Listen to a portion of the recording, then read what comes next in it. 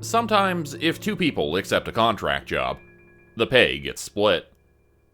I was a little weary going through with a request after I heard another person was going to be with me. When I heard who I would be working with, I pushed aside any concerns about money. There had been disappearances and odd sightings inside a large forest. Our job was to simply discover the cause. I arrived at the start of a hiking trail, ready to have an easy day for once. I found my partner for the day, and I couldn't hold back a smile from seeing him again. Ito met me with a wicker basket tied to his waist. He held a plastic grabbing tool in one hand. A basket and another grabber were at his feet, ready for me to pick up. I didn't understand the purpose of the items. It was nice to see a friendly face, though.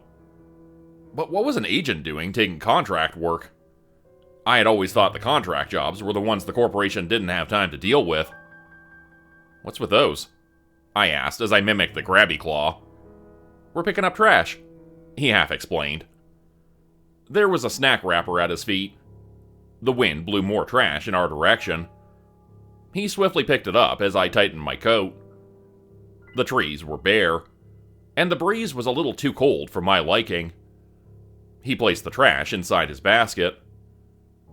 I picked up the grabber and tied my basket to my hip. What does the corporation want trash for? Recently, a doll maker discovered a way to make flames that produce magic. It's a small amount, but any little bit counts. Anything we place inside these baskets will go directly to be burned, aside from any living creatures, metal, and glass. Oh, and rocks, I think. So be careful not to place anything important inside. Ito started walking down the pathway. I was glad it wasn't camping season, because people would have stared at a man wearing a suit picking up trash. "So we can't put glass, metal, and rocks inside?" I asked. "You can. The glass and metal get sent to a different place to be recycled. I'm not sure what happens to the rocks. They may get sent to the recycling center, because only things that can burn get sent to the fire. I guess don't send too many rocks through. Might upset the recycling workers. Oh, and they'll be paying us $1 per 5 pounds of burnable trash we send through." I stopped in my tracks. Ito looked confused, but he didn't press me to keep going until I recovered. Would they really pay me for some garbage? There were so few wrappers and such along the trail. For once, I wanted to see litter. "Can we take these baskets home?" I asked, hopeful. Actually, yes. The thoughts of the missing people and any sort of danger in the forest disappeared for a while. I would protect this basket with my life. Finally, I seemed to find an easy way of making money. Not much, but how hard was it to just pick up trash? I now knew what I would be doing when I couldn't find suitable contract work. "Sorry, I've only been asking about work even though we haven't seen each other in a while," I told Ito. He waved off my words. We had sent each other a few messages since we first met, but with our busy lives, we hadn't been in contact much. Somehow, even though we barely knew each other, we acted like old friends. "Do you have any idea what we should be looking for in this forest? I heard that you did jobs like this for a few years before your break. You may have more experience than I do." I had been too distracted by the easy money to think about the real reason why we were here. I frowned, unsure of how I felt about Ito asking around about me. He appeared young, but looks could be misleading when it came to supernatural creatures. I studied him for a moment and assumed he was most likely telling the truth, that I may be stronger than him. It was an odd feeling. Agents that had worked for a while carried a certain air about them. Even though he acted kinder than most, I could tell he had a great deal of experience. "I'm not sure. There aren't too many hints about what it could be. Let me feel things out for a moment." He didn't appear to understand what I meant, but nodded. I took a few minutes to really look at my surroundings. The forest felt strange, in a way I couldn't place. It was cold and empty, but not because of the season. I didn't hear any animals. Not even a bird moved in the trees. I bent down to feel the cold ground with my palm, trying to get a feel for what this forest was like. Each had a different vibe. There was a healthy amount of unseen magic around, perfect for creatures to enjoy. but the air felt almost damp. A hint of a musty, rotten smell that didn't suit the rest of the surroundings hung in the air. Well, the animals are spooked. I don't hear any. There's a weird smell coming from somewhere, I told him, even though it didn't help us much. That's impressive. Since my body's different from yours, I'll need to rely on your senses. My eyesight and hearing are on the same level as a human, but I have no sense of taste or smell. That explained a little why he was helping on a contract job like this. Ito was a weaker agent. Simple jobs like these might be the only thing he could live through. I stood back up, ready to keep moving. We started walking down the trail, talking about what we'd been doing since we first met. After a while of walking, I noticed a small path off to the side of a large tree. It wasn't an official trail, rather something a handful of people created over time. I nodded so Ito would come with me to see what was deeper in the woods. I stopped a few steps in, wondering how we could mark our way so we wouldn't get lost. Ito solved that problem by showing me an almost invisible thread coming from his sleeve. He attracted to the large tree we started from. I reached over to feel the thread, only to have my hand go through it. It was made of pure magic, so it wouldn't get tangled as we walked. The path ended at a rundown RV parked in the middle of the woods. It looked like it had been rotting out here for at least 30 years. Judging by the beer bottles and cans scattered around the site, it appeared this was a popular place for teens to hang out. I bet a road had once led here at some point, but had been overgrown over the years. The mystery of the random RV could have spawned local legends. The musty smell in the air had gotten heavier, but this place didn't have anything overly strange about it. Ito picked up a beer can with his grabber, but I spoke up to stop him from putting it inside his basket. The cans are worth a nickel each. Can you put them aside so I can grab them later? I suggested. There might be a whole $5 in cans and bottles just lying around. Ito made an expression I wasn't too fond of. The corporation will pay you the full value of any cans or bottles we send through. I'll send you my share of what I collect as well. Are you really hurting that much for money that cans are worth picking up? I looked away, trying to avoid his eye contact. Even if I didn't have a massive debt to pay off, it wasn't as if I ever had a chance of getting a normal, well-paying job. Ito pulled out a set of latex gloves so we could dig around to pick up more hidden trash under leaves and dirt. He crouched beside me, wondering if he had insulted me with a question I hadn't answered. Why don't you become an agent? Despite being human, you're more qualified than I am. I shook my head. After living my life so directly entangled with the supernatural, I'd seen a lot of things I understood yet didn't agree with. I kept looking around, cleaning up cans and bottles and trying to get my words in order.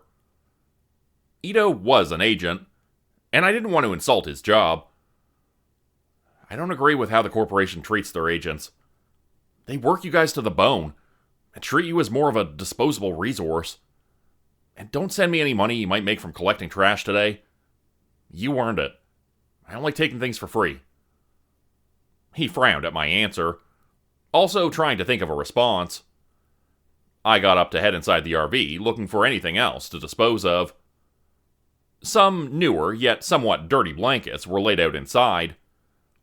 This place was more than just a place for teenagers to hang out and drink. I wanted to send the blankets off to be burned, but I didn't want to touch them even while wearing gloves. I don't mind the work. I just wish I could be more useful. I turned to face Ito in the small, dark space.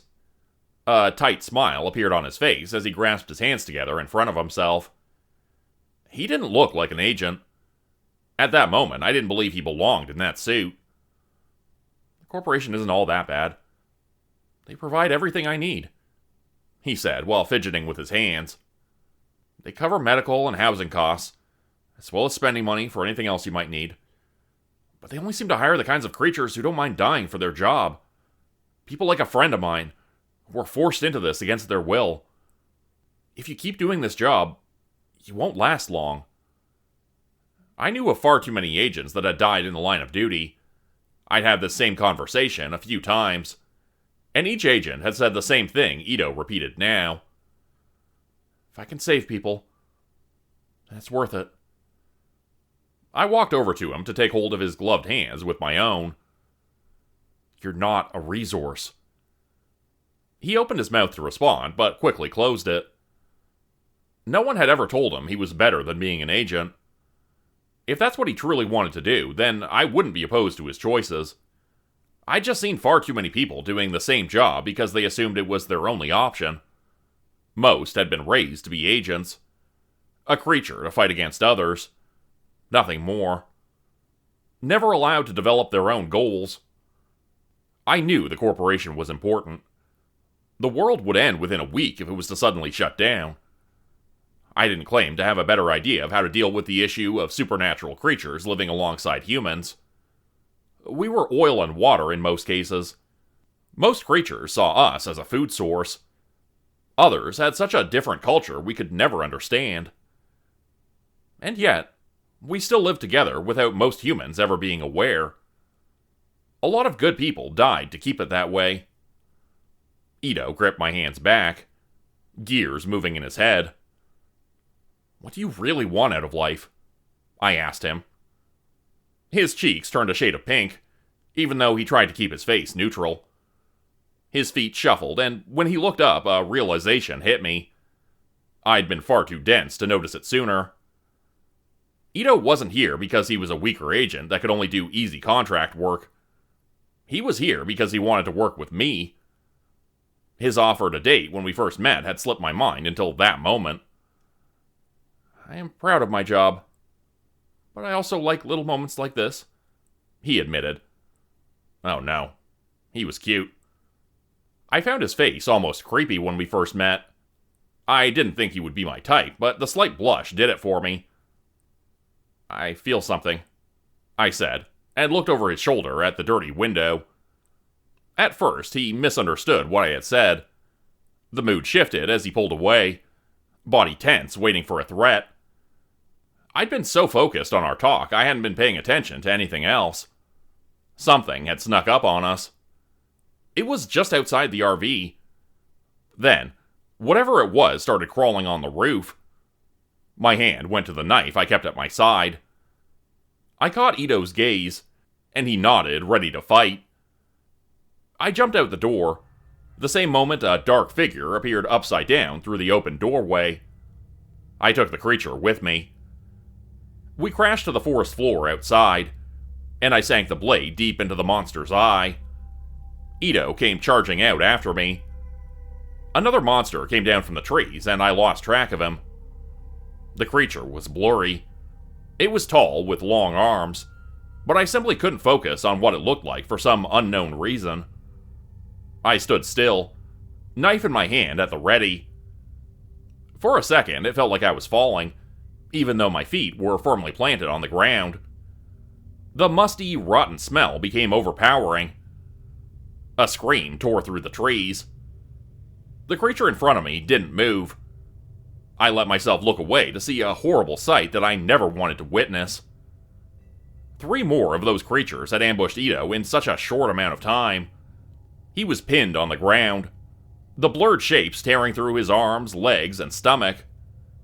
My mouth became dry as one of them raised a blood-soaked mouth and pulled out a bloody organ from the younger agent. Wait, bloody? Something wasn't right. Fear threatened to overtake my mind, but I forced myself to think. I'd seen Ito missing an arm before. There was no blood. Just a hollow space where it had been. His body was different, and there should be no way these things would have easily been able to rip through his suit. Agents wore suits that offered powerful magic protection. I wasn't feeling enough magic from these monsters to make a dent in the suit fabric. I jabbed the tip of the knife into my thigh, just enough to make myself bleed. The pain made me snap into a different scene. I was against the RV, a creature in front of me with its mouth wide open. I stabbed the knife into its temple, killing it before it realized I had woken up. The thing was at least 8 feet tall, with dark, dirty orange fur. It almost appeared like a long, thin orangutan, and it smelled putrid. My body felt drained. I didn't have the strength to pull the blade out of the creature's skull. My eyesight started to grow hazy, as my body just wanted to sleep again. I held my breath because of the smell, and found the tiredness somewhat went away.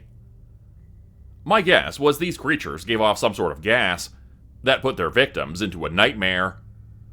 Once they were out, they drained their life force dry. The moment I recovered enough strength, I took the knife back out to cut off a piece of my shirt. I wrapped it around my mouth and nose, trying to block out the smell even by a slight amount. It helped a little. I needed to find Ito. My legs were weak, but I refused to rest any longer. I didn't see him near the RV. That was until I looked up. There were more monsters in the trees. Since Ito had no sense of smell, he wasn't in danger of being put to sleep. But they still had claws and teeth to try and rip him apart. None of them could get close enough to do so. His body moved around gracefully using more magic threads. He was able to control them so well to keep himself airborne, but also to catch the creatures trying to attack him. The threads sliced through their flesh with ease. Weaker agent, my ass. Some of the creatures were trying to get away. He wasn't able to catch all of them. He let a few flee as he landed next to me. I don't know what those monsters were. I think we should call for backup, he said, and sounded much different than before. He was an agent. I now did not doubt that. I was ready to follow his lead. If things went right for us, we should have gotten out of that forest and got more agents to help. But when do things ever go right for me? The ground under our feet shook. A loud crack echoed through the trees, and a blast of magic rippled through the area. It hit Ito hard, and knocked him off his feet. My stomach sank because I knew what this was a sign of, but I'd never experienced such an event close up before. If what I thought had just happened, then that meant the entire world was in danger. Things had escalated from a few unknown creatures to something there was no way we could deal with. I helped Ito to his feet, and we silently agreed on what to do. He sent a quick message asking for backup, as we ran towards what might very well be our deaths. The air had grown so heavy it was affecting Ito. It looked like he could barely stay standing by the time we arrived at the source of the danger. There are other worlds beside our own. It's the reason why the corporation was so busy. They're dealing with who knows how many different realities. Normally, it was impossible to travel between worlds without using an insane amount of magic. Sometimes different realities bump into our own. If there is a weak spot, a tear will appear. The different worlds can be an almost exact copy of our own, with one simple difference. Like, in that world there is no such thing as ice cream, or something along those lines. Or, the other worlds can be so different, not even Lovecraft could describe them. It was just our luck a tear appeared, and opened into another world filled with darkness. The air spilling outwards from the 5-foot-long rip was disgusting on every level. It took everything I had to stay standing, and we were at least 10 feet away from the thing. Fear rippled through my body as I watched more of those monsters come falling out from the tear. They must have been slowly coming through for a while, until the stress became too much and the rip opened wider. Unless this was closed, it would keep opening and eventually overtake the planet. The corporations had agents that could deal with rips between worlds, but how long would it take for them to arrive? I held the handle of my blade tight in my hand, ready to fight. It was the only thing I could do. The rip was too high up for me to even try to close it. I doubted I could do anything, even if it was closer. The pure magic coming from the torn edges was enough to burn away my flesh in seconds if I touched it. A lanky creature came for us, and I wasted no time taking it down. I knew now to carefully breathe around them, so as not to be forced into a nightmare. They weren't expecting us to fight back. That element of surprise wouldn't last long. Ito moved his hands, and I saw glimpses of the magic threads flying in the air towards the rip. The ends attached to the torn, rippling edges. He then crossed his arms to pull as hard as he could on the threads. His efforts made the tear slightly move. He took a step forward, using all the strength in his body to close the opening by another inch. I heard terrible, creaking sounds come from him, as the strain was clearly too much. He still pushed himself forward, ready to break himself apart if that meant holding the rip back long enough for others to arrive. I couldn't help him aside from keeping the monsters away. I fought just as hard as Ito. The claws caught my side, tearing apart a jacket I really liked. The basket at my hip was shredded as more claws got too close. I lost track of how long we fought for. It could have been a few seconds to a few minutes. Then the worst happened. Another burst of magic came from the opening above us. It knocked all of us down, monsters and all. But since Ito had been directly connected to the source, he had been hit the hardest. I sat up and saw his limp body on the ground, slightly smoking from the blast. Everything hurt, and yet I rushed over to him. I dropped my knife somewhere, which was a problem for future me to deal with. I considered just grabbing him and running. I soon realized that wasn't an option. The rip had widened enough for me to see the world beyond it. It was dark. So damn dark. And something was moving in that darkness. A creature so terrifying the monsters around us cowered. An oppressive force came down on me, as whatever was behind that opening noticed my existence. I thought I was going to crumble from the sheer dread of having its unseen gaze in my direction. I grounded myself by holding Ito even tighter. I needed to get us out of here. I needed to think. My body shook as my brain refused to work. Ito was down for the count. There were too many monsters around us for me to fight by myself, even if I had a weapon. Something that was practically a god was looking at me from a different reality that was threatening to destroy our own. Even if more agents arrived right that second, I doubted they would be powerful enough to deal with all this. I could count on one hand creatures that worked for the corporation that were strong enough to take on this darkness, and they wouldn't arrive because of a request for help from a weaker agent like Ito. What the hell could I do? Just let us die? Think, goddammit. Another rumble echoed through the trees, as the ground shook. I placed a hand on the ground, trying to keep us steady. My palm felt the cool forest floor. I closed my eyes, trying to ignore everything to think of some sort of plan. Then I noticed it. A feeling of disgust ran through the ground. It mixed into the flow of magic the forest naturally gave off. My eyes shot open as I realized I did have a single option left. I could ask for help. Magic was power, but it needed to be guided. Natural places like forests have a great deal of magic flowing through them, but this magic also tends to collect in one spot. Over time, places with naturally high magic content almost become alive. I've heard of forests gaining a personality and creating bodies to interact with others. This forest wasn't sentient, but it was close. It had vague emotions, and a sense of self-preservation. And right now, it wanted the rip closed, and the monsters gone. What I was about to do was far riskier than just dying. I closed my eyes again, trying to connect with the forest and offering myself to it. If it lent me the power I needed, I would let it use my body to remove the threats. The offer was accepted. Within seconds, I felt a wave of power come rushing through the bare trees. It came down on me, my body refusing for a moment. When I mentally accepted the magic, I was no longer myself.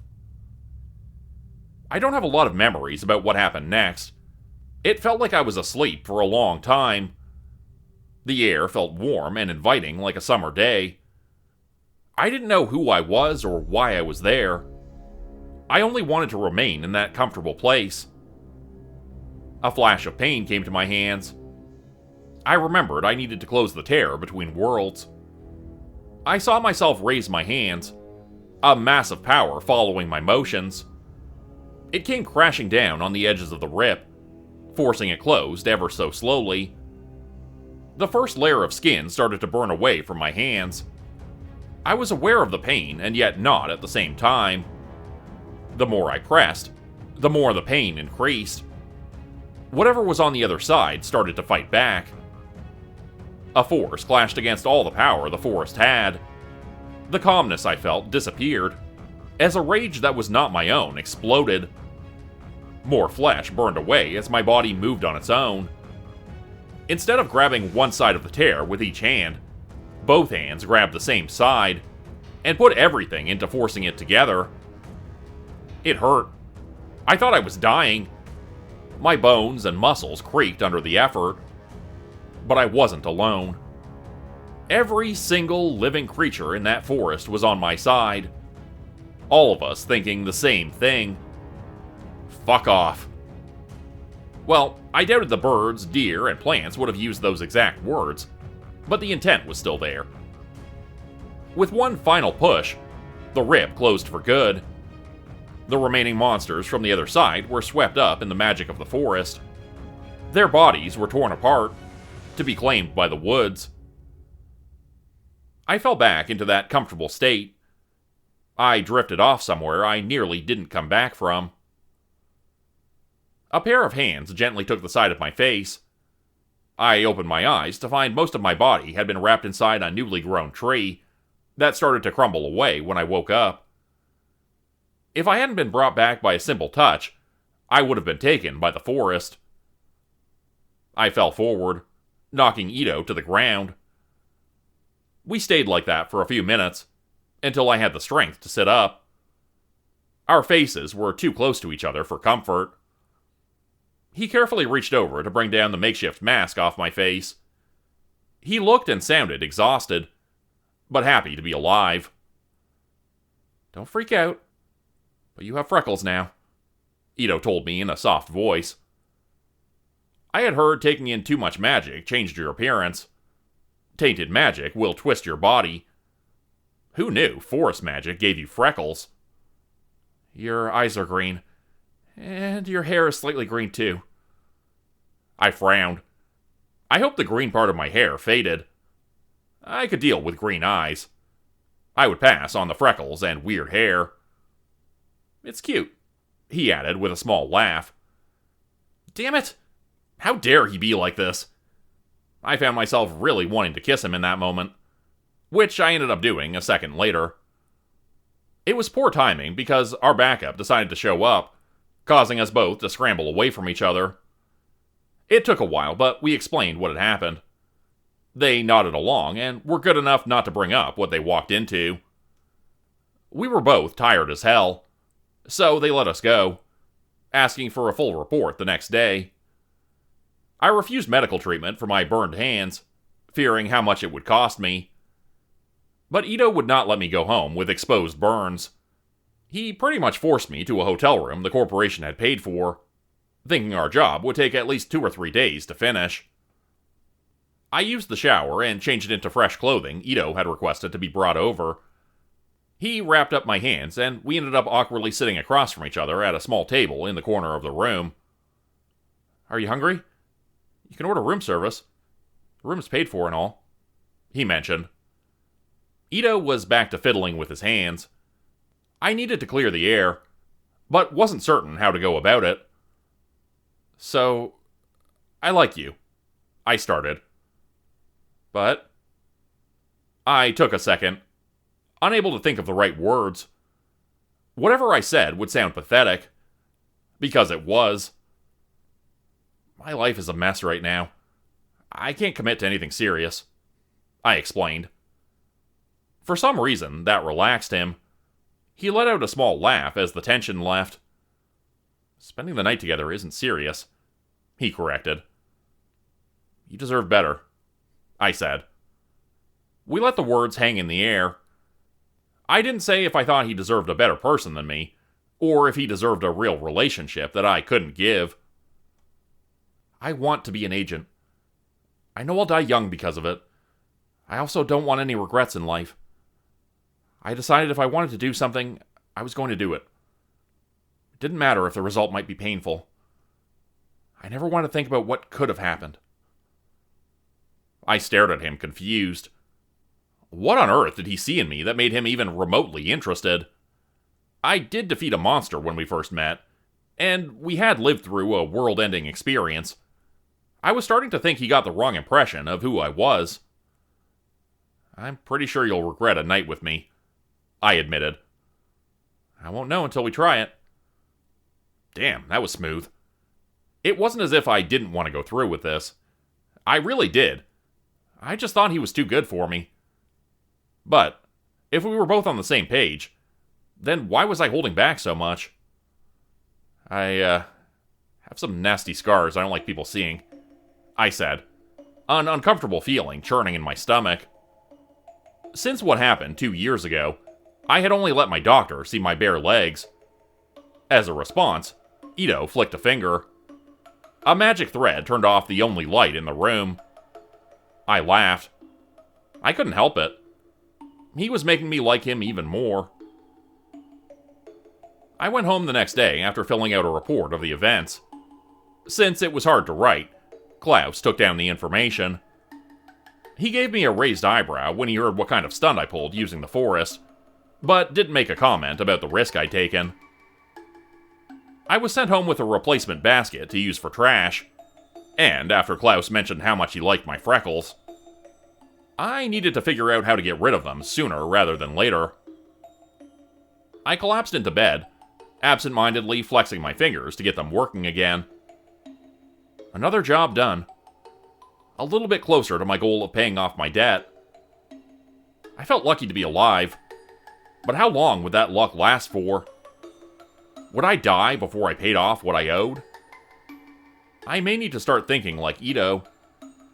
I should do the things I want to do, instead of waiting and regretting what could have been later on. But right now, I was happy being alive, and having a not-so-serious thing with a cute agent who saw me as a better person than I thought I was. Become a channel member today for early access, bonus videos, and special emojis only available to members. Check out the description below or click the join button for more info. If you'd like another way to help support the channel, please consider joining my Patreon page at patreon.com/Jordan Group Horror. As a patron, you'll get access to bonus videos and content. You'll be credited at the end of every video going forward, and if you decide to stay for 3 months, I'll name a character after you which will be featured in a Hollow's End story. Links to join the Patreon are in the description. Thanks everyone for listening. Please like, subscribe, and comment to help the channel continue to grow. And see you again next time at 4 p.m. Eastern Standard Time. Hope you have a great night.